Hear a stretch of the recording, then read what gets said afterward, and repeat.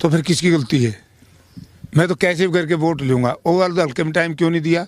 क्योंकि भोग विलास की राजनीति करता है या हिंदुस्तान का धन विदेशों में ले जाकर के ऐश करता है, इसलिए लोगों ने रिप्रेजेंटेटिव बनाया है। तो क्या गलती किसकी है? ये आदमी मानसिक संतुलन खो बैठा है।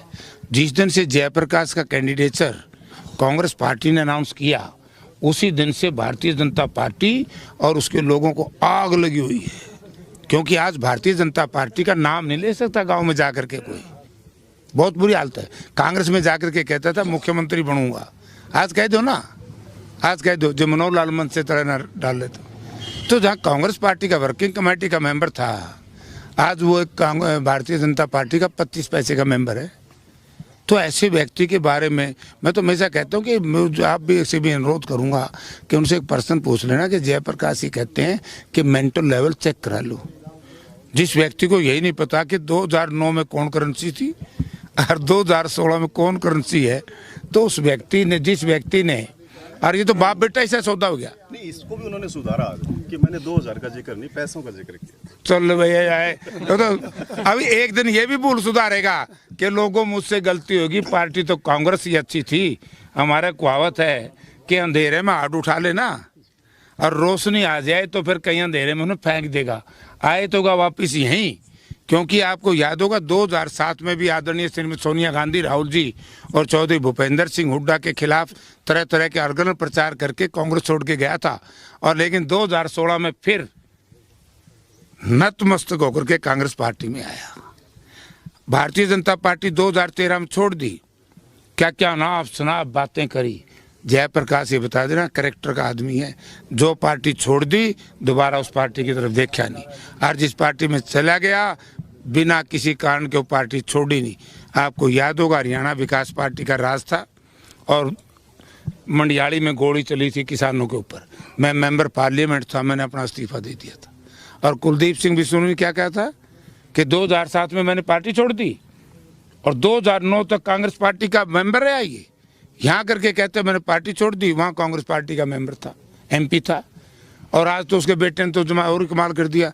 ये भी मुझे जस्ट है कि उसका बेटा नहीं कर सकता ये काम। ये भी कुलदीप बिश्नोई ने किया है। मनी लॉन्ड्रिंग का पंगा इसने 200 करोड़ रुपया का हिंदुस्तान का धन विदेशों में भिजवाने का जो काम करे वो इस इलाके का सबसे बड़ा शत्रु है। कुलदीप बिश्नोई के बेटे के खिलाफ आम आदमी पार्टी ने भी और इनेलो ने भी शिकायत दी है कि उसने नामांकन में तथ्य छुपाए हैं केस को लेकर। ये गलत है, ये गलत है। हमने भी दिए हैं, क्योंकि जो भी कैंडिडेट अपना कैंडिडेचर देता है तो उसमें 2 एफिडेविट होते हैं। एक होता है प्रॉपर्टी का, अगर कोई प्रॉपर्टी कम दिखा दे तो उसके ऊपर भी मुकदमा दर्ज होता है और उसका कैंडिडेचर रिजेक्ट होता है। और दूसरा क्रिमिनल केस के लिए एक एफिडेविट होता है। तो उसके लिए भी बाकायदा, क्योंकि मुझे याद है पहली बार जब कोल्लम आया 2004 में, मैं लोकसभा का सदस्य चुना गया हिसार से। उससे पहले मैं बरवाड़ा से एमएलए था। तो मेरे पास एक सरकार की मेहरबानी से बहुत मुकदमे थे, तो लिखते लिखते बहुत टाइम लगा। ये भी भरना पड़ता है कि आपका फला मुकदमे की एफआईआर नंबर, डेट, वो किस स्टेटस पे है, चलान फ्रेम हो चुका है नहीं हो चुका है, चार्जशीट जा चुकी है कि नहीं जा चुकी है, बहस हो चुकी है कि नहीं। तो यानी जो इन्हें तो कमाल ही कर दिया।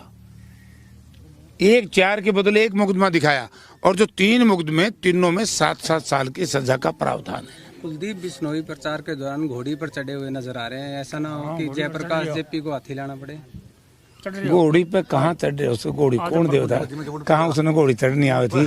आदमपुर की जनता, उसने तो क्यों बुढ़ी बात को आओ जब वहाँ चढ़ाएगी जहाँ जिसको सजा देनी होती है। एक और क्लेम किया सर उन्होंने आज कि जयप्रकाश को लगातार 2 पीढ़ियों से हार चुके हैं, इस पर वो रिकॉर्ड बना। कोई बात नहीं, देखो कौन किससे हारता है।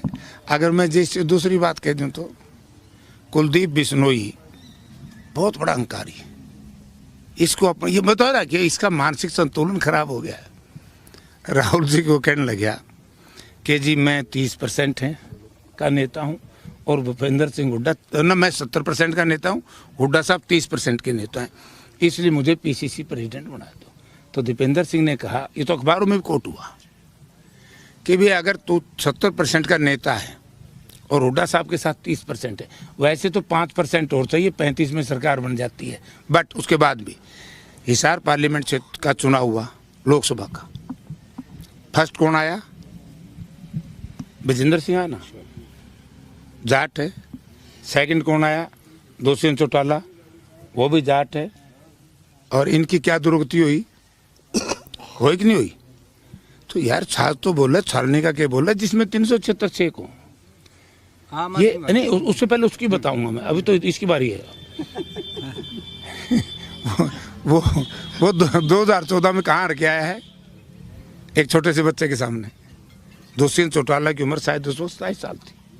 हाँ 26, मतलब यही। राजनीति में पार्टियों के चुनाव होते हैं, व्यक्तिगत बातें कभी नहीं लेनी चाहिए। और जो व्यक्ति व्यक्तिगत बात लेता है उसने हमेशा ही थूक के चाटना पड़ता है। जिस तरह कुलदीप बिश्नोई बार बार थूकता है फिर चाटता है। कांग्रेस को गाली दी, कांग्रेस के पाँव में पड़ गया। बीजेपी को गाली दी, मनोहर लाल के चरण स्पर्श करने पड़े पब्लिकली। और आज मुझे फिर शंका है कि जो दुर्गति उसकी भारतीय जनता पार्टी में हो रही है वो दोबारा फिर कांग्रेस में आएगा।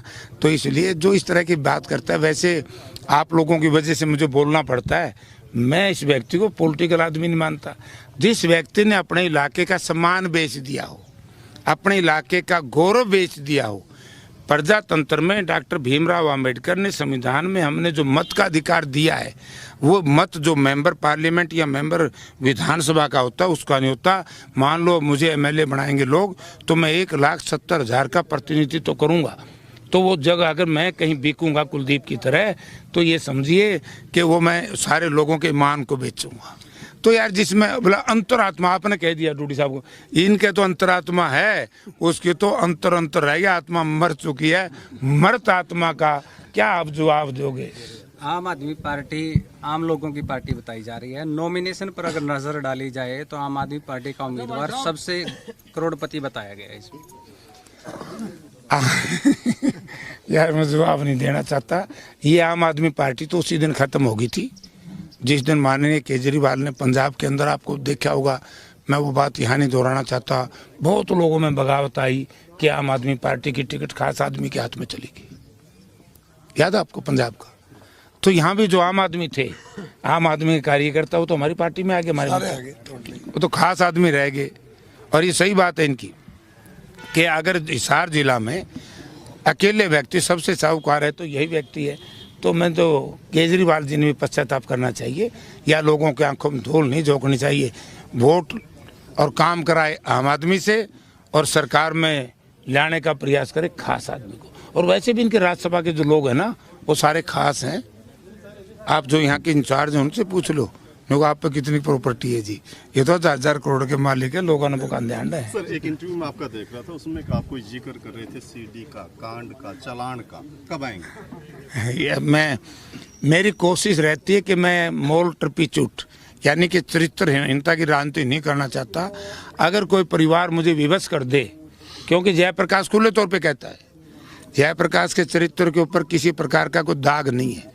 किसी के कुछ कहने से क्या बनता है? जयप्रकाश के सामने कोई नेता जो दूसरी पार्टी के छत्रप्त है, वो ये कह दो कि मैं चरित्रवान हूँ, जयप्रकाश कहता है चरित्रवान हूँ। जयप्रकाश कहता है भोग विलास की राजनीति जिंदगी में नहीं की। जयप्रकाश कहता है मैं ईमानदार हूँ। और इनकी ईमानदारी पे तो सारे दाग लग रहे हैं। सब पे ही डीए के केस हैं, जयप्रकाश पे तो कोई केस नहीं। सब पे ही भोग विलास की राजनीति के आरोप है, जयप्रकाश पे तो आज तक नहीं लगा। और भाई न्यू कह देना, एक अकाल न्यू भी कहते बोला गुंडा है। अरे गुंडे की क्या परिभाषा हुआ भाई? अगर बड़े लोग जनता के साथ ज्यादती करें, उनकी ज्यादती का विरोध जयप्रकाश करे, तो क्या गुंडा की परिभाषा है? वो एक मजबूत आदमी की परिभाषा है जो जयप्रकाश ने 1950